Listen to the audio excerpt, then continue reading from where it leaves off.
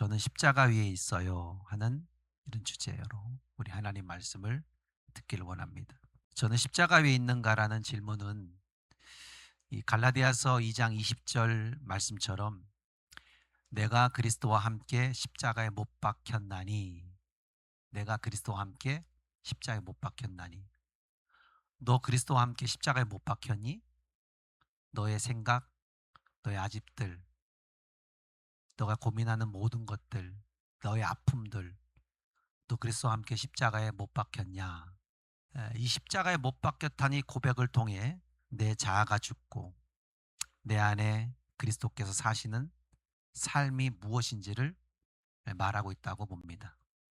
다시 말하면 이 십자가의 복음을 나의 삶으로 받아들이고 있는지 스스로를 돌아보게 하는 의지의 삶이라고 본다는 거죠. 우리 기독교 신앙의 상징과 핵심은 바로 십자가입니다. 십자가. 그래서 그리스도인들이 많은 사람들이 어떻게 해요? 십자가 목걸이 하잖아요. 그죠?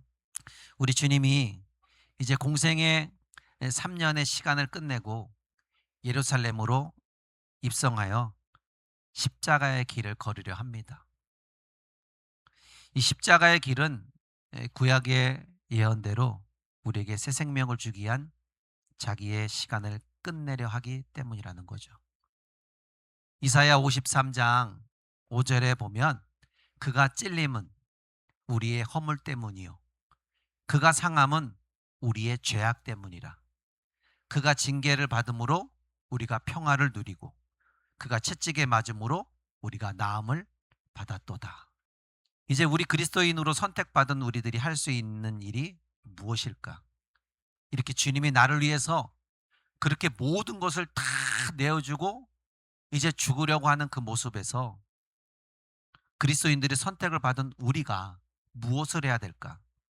어떠한 일이 우리에게 주어지며 그 일 속에서 나는 어떻게 해야 될까? 육체의 고민이 아니라 십자가의 길을 필수적으로 우리는 걸어야 된다는 그 삶이라 봅니다. 사도 바울은 예수님을 만난 이후에 한평생 예수님의 십자가만 자랑하고 살겠습니다. 그렇게 고백합니다. 그리고 그는 고린전서 2장 2절에 이렇게 말합니다. 내가 너희 중에서 예수 그리스도와 그가 십자가에 못 박힌 것 외에는 아무것도 알지 아니하기로 작정했다. 그러니까 예수님이 나를 위해 죽으신 그 현장 십자가 그거 외에는 내가 잘할 것이 아무것도 없다. 갈라디아서 6장 14절의 말씀도 그러나 내게는 우리 주 예수 그리스도의 십자가 외에 결코 자랑할 것이 없으니 그리스도로 말미암아 세상이 나를 대하여 십자가에 못 박히고 내가 또한 세상에 대하여 그러하리라. 오로지 나는 그리스도를 위한 삶으로 살고 싶다는 거예요. 그것밖에 없다는 거예요. 이것이 사도 바울의 십자가를 위한 사랑 그 고백입니다.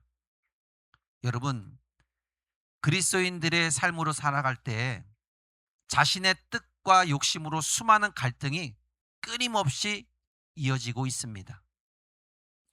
내 뜻대로, 내 욕심대로 내 인생을 요리하고 싶은 욕망도 인간에게는 크게 작용합니다.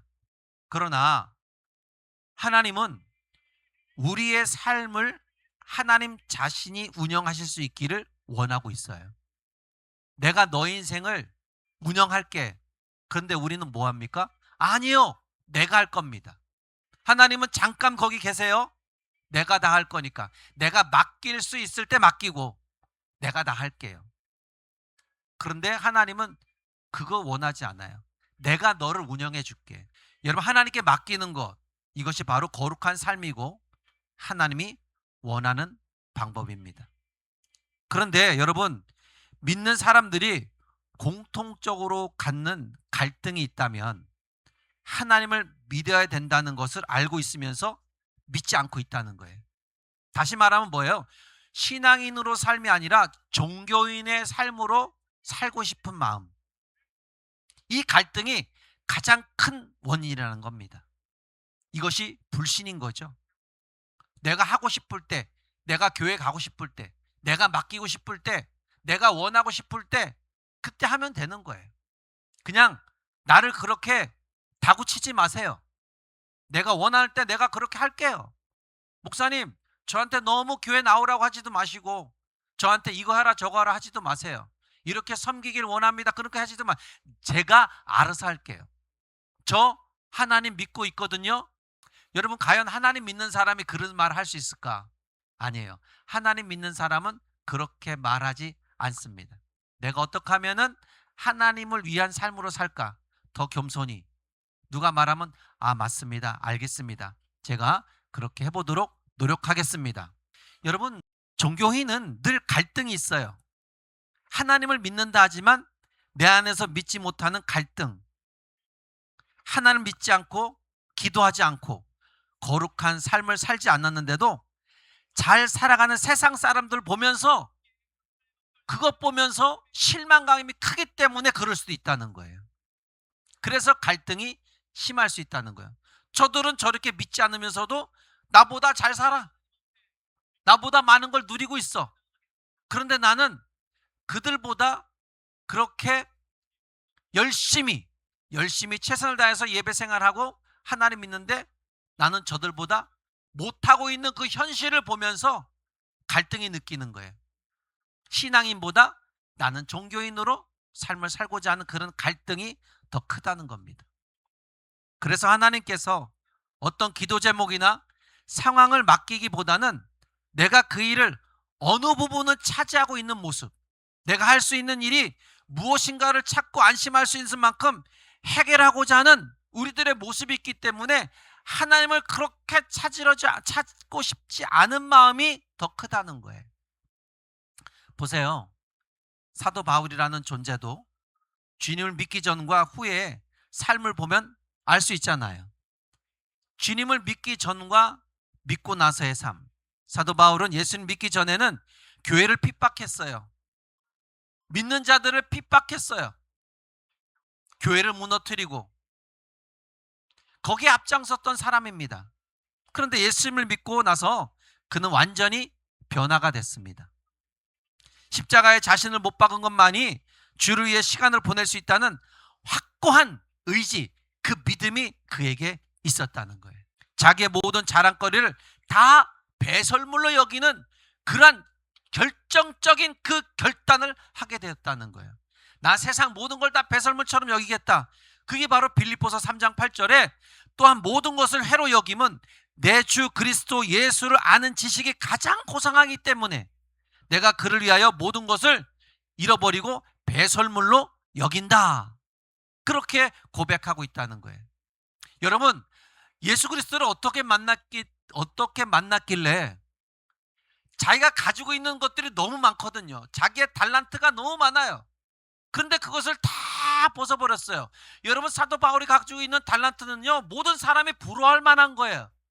그런데 그것을 다 버리고 배설물 여겼다는 거예요. 그리고 예수 십자가만을 자랑하는 그 길을 따라갔다는 거예요. 내가 고난받는 거, 내가 어려움 당하는 거 괜찮아.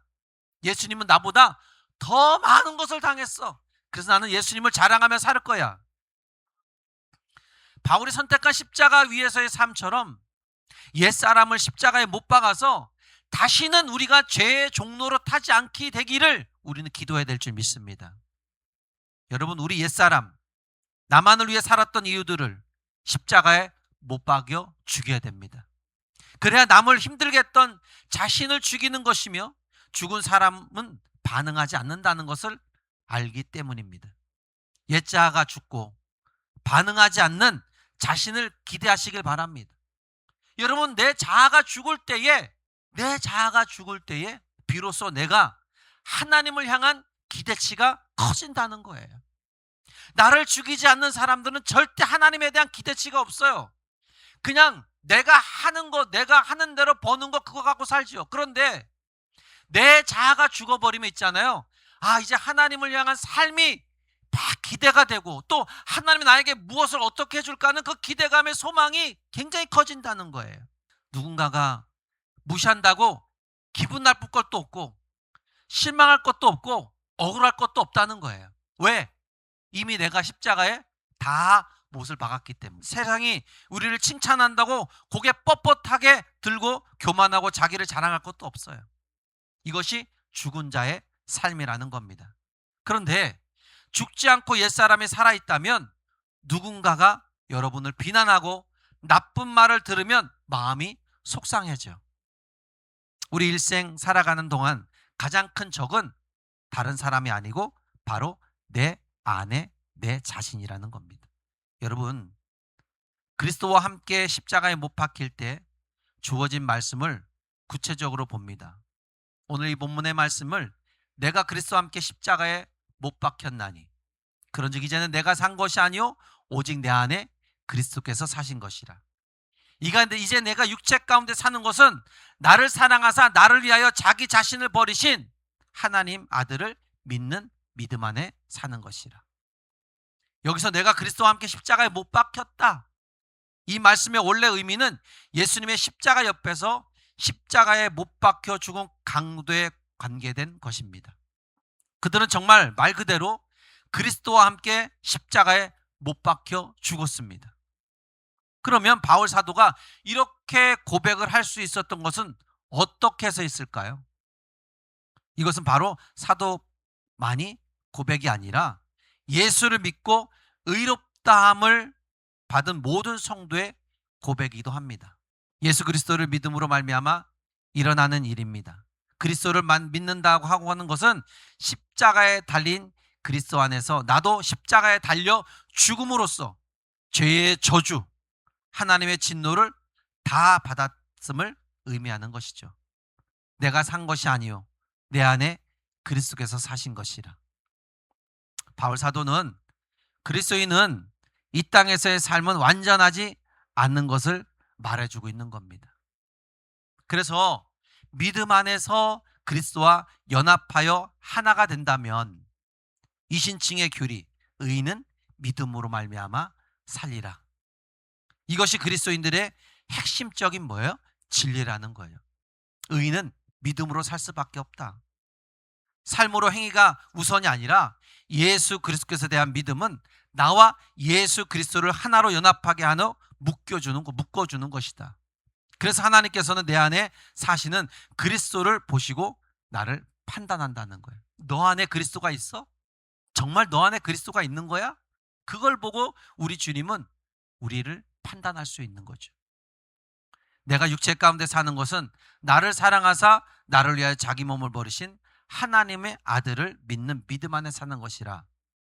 이신칭의의 의인은 믿음으로 산다고 하지만 우리는 여전히 육체 가운데 살고 있습니다. 그렇지 않아요? 육체 가운데 우린 살고 있지 않아요? 몸을 가지고 살고 있지 않아요? 바울은 그 삶도 믿음 안에 사는 삶이라고 합니다. 우리는 믿음으로 말미암아 의롭다함을 얻었을 뿐만 아니라 믿음으로 계속 살아가야 된다는 겁니다. 그렇다면 이 구원의 구체적인 대상이 누군가? 그리고 그가 한 일이 무엇일까? 그 대상은 뭐예요? 나를 사랑하사 나를 위하여 자기 몸을 버리신 하나님의 아들 예수 그리스도이십니다. 여러분 믿죠? 예수 그리스도. 무엇이 구주를 십자가에 죽게 만들었을까? 나를 사랑하사 나를 지극히 사랑하셨기 때문에 그렇게 결단을 내리신 겁니다. 그 사랑을 위해서 그 어떤 물리적인 힘을 가한 것도 아닙니다. 나를 사랑해서 하나님의 아들이 자기 몸을 버리고 십자가에 죽은 거예요.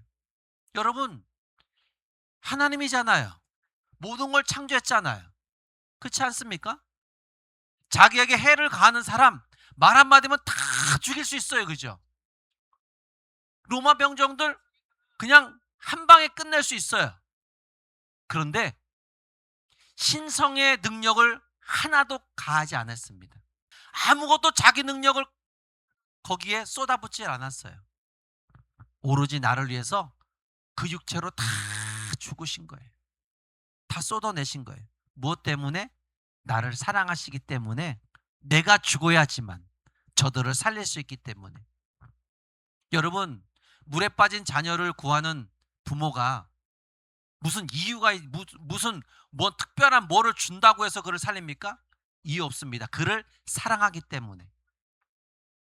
그 자녀를 사랑하기 때문에 물속에 뛰어들어서 자녀를 구원내고 자기는 죽는 거예요.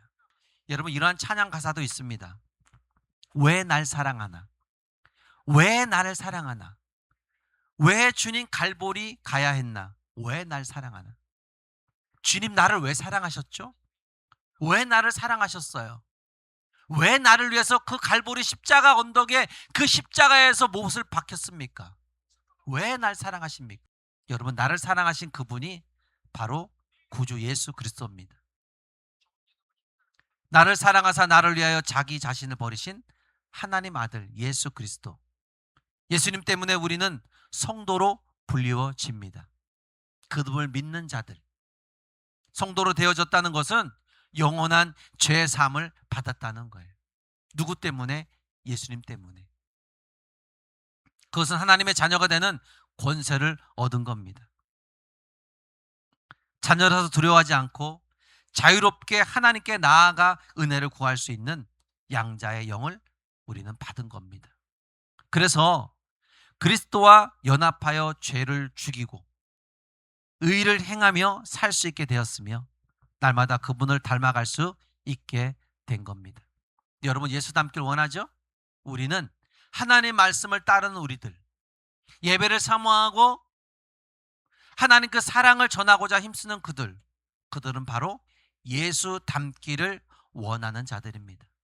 영원한 하나님 나라에서 그리스도와 더불어 영생을 누리게 되는 겁니다. 모든 것을 합력하여 선을 이루는 것이며 우리가 흘린 모든 눈물을 닦아주시고 영원한 즐거움의 그 보상의 은혜를 누가? 예수 그리스도가 우리에게 허락하신다는 겁니다. 우리 그리스도인들은 하나님의 아들을 믿는 믿음 안에 사는 것이 최고의 은혜입니다. 그리스도는 하나님의 아들입니다. 하나님의 아들은 하나님의 능력과 역사와 생기를 소유한 분입니다. 그리스도가 우리의 죄를 위하여 십자가에 달리시기 위해서 오신 분이라면 하나님의 아들 부활해서 우리를 하나님의 집으로 인도하는 분입니다. 나는 십자가 위에 있는가? 정말 당신은 십자가 위에 있는가? 이 질문은 오늘 내가 무엇을 위해 살고 있는가입니다. 나의 영광을 내려놓고 십자가 그늘 아래서 주님이 주시는 평안과 능력으로 살아가는 삶이 십자가 위에 있는 삶입니다. 그 십자가 위에서 삶의 결론은 예수님은 십자가 위에서 다 이뤘다입니다. 이는 단순히 하나님 인생이 끝이 아니라 인류 구원과 하나님의 뜻을 완벽하게 성취한 최고의 승리의 완성. 십자가는 우리 예수님의 수치와 패배의 자리가 아니라 사탄의 권세를 꺾은 승리의 선언한 자리입니다. 그 승리로 죄의 삭신 사망의 문제를 십자가에서 완전히 해결하신 것이 누구냐? 예수 그리스도. 그리고 가장 고통스러운 순간에도 원수를 용서하신 그 사랑. 그것이 바로 누가복음 23장 34절에 예수께서 이르시되 아버지여 저들을 사하여 주옵소서. 자기를 창으로 찔러 죽인 그들 살려달라는 거예요. 나를 그렇게 십자가에 못 박혀 죽이려 애쓴 그들 살려주더라는 거예요. 저들을 사하여 달라는 거예요. 왜? 자기들이 무슨 짓을 하는지를 모르기 때문에 그렇다는 거예요. 여러분, 다시 말씀드리지만 십자가 위에 있다는 것은 자기를 죽이는 자만이 허락된 자리입니다. 그것은 이제 나를 부인하고 자신을 내어줄 준비를 끝낸 사람, 새로운 삶의 시작입니다. 하늘의 미랄에 준비된 사람이 우리 자신, 우리 모두가 돼야 됩니다. 요한복음 12장 24절에 내가 진실로 진실로 너에게 이르노니 한 알의 미랄이 땅에 떨어져 죽지 아니하면 한 알 그대로 있고 죽으면 많은 열매를 맺는다. 이 말씀은 한 알의 밀이 땅에 떨어져 죽으면 많은 열매를 맺는다는 의미겠죠. 십자가의 죽음은 헛된 소멸이 아닙니다. 그냥 헛된 것이 아니라는 거예요. 내 자아가 죽는 거 헛된 게 아니라는 거예요. 이 땅에 영원한 생명을 가져다 주는 삶의 본질이라는 겁니다. 십자가는 고난으로 끝나지 않고 부활의 영광까지 갑니다. 그것을 깨닫게 된 사도 바울은 자신의 존재가 하나님 앞에 이름도 빛도 없이 희생의 삶으로 살아가는 것을 기뻐하고 있습니다. 왜 이러한 마음이 되었을까? 나를 죽이며 사는 것, 나를 위해서 그렇게 모든 걸 내어주신 그분을 위해 사는 것, 왜 이런 마음이 그에게 들었을까? 여러분, 섬기는 것은 자아를 죽이는 겁니다. 바울이 자아를 죽이지 않았다면, 모든 것을 배설물처럼 여기지 않았다면 그는 여전히 지금도 아마 핍박하는 사람으로 있었을 것입니다. 여러분, 섬기는 것은 자아를 죽이는 겁니다. 살리는 것은 자기 죽음으로 가능합니다. 내 고집과 내 성질대로 사는 것이 아니라 오직 주님을 위해 자아를 죽이며 살아가야 한다는 거죠. 주님 앞에 죽는다는 자가 진짜 삶을 살 수 있는 겁니다. 미랄이 그대로 있으면 열매를 맺지 못하죠. 썩어야 합니다. 썩는다는 것은 자신을 온전히 버린다는 말입니다. 그런데 죽는다는 것이 단순히 생명을 버리는 것을 의미하는 것도 아닙니다. 삶에서 육신의 생명과 육신의 정욕을 가지고 자기를 버리는 자의 모습이라는 거예요. 여수에 가면 손양원 목사님의 순교 기념관이 있습니다. 저는 몇 번을 가봤거든요. 사랑의 원자탄이라는 영화도 있잖아요. 자기 아들을 죽인 원수를 용서하고 자기의 아들로 삼았어요. 양자로 삼았. 그리고 끝까지 주님을 사랑하고 순교한 사람이 바로 손양원 목사님. 그가 9가지의 감사의 말을 합니다. 그 중에 첫 번째와 마지막 9번째 감사가 이렇습니다. 첫째, 나 같은 혈통에서 순교자의 자식이 나게 하심을 감사합니다. 마지막 9번째는 견디기 어려운 역경 속에서도 하나님의 사랑을 깨닫고 이길 수 있는 걸음을 주심에 감사합니다. 하나님이 나를 사랑하셨기 때문에 내가 어려운 현장에서도 내가 이길 수 있었습니다. 하나님이 나를 왜 사랑했는지를 깨닫고 보니 내가 이것을 감당할 수 있었다는 거예요. 여러분, 성경은 우리에게 이렇게 말합니다. 빌립보서 2장 13절에 너희 안에 행하시는 이는 하나님이시니. 우리 안에 행하시는 하나님, 자기의 기쁘신 뜻을 위하여 너희에게 소원을 두고 행하신다. 우리 안에서 자기의 기쁘신 뜻을 위해서 하늘에서 이루어진 것까지 땅에서도 이루어지는 그 놀라운 역사, 우리 안에서 자신의 기쁘신 뜻을 위해서 그 소원을 두고 하나님의 소원을 두고 행하신다는 거예요. 손양원 목사님에게 하나님은 기쁘신 뜻을 위해서 일하신 것처럼 사도 바울을 통해 하나님은 세계 복음화를 원하신 기쁘신 뜻을 위하신 것처럼 하나님께서는 저와 여러분의 아주 특별한 사명감을 주셨다고 저는 봅니다. 무엇 때문에? 당신의 기쁘신 뜻을 위해서 하늘에서 뜻이 이루어진 것처럼 이 땅에서 나를 통해서 당신의 뜻을 이루고자 하는 모든 일이 너무 많은 거예요. 그래서 우리에게 사명을 주신 거예요.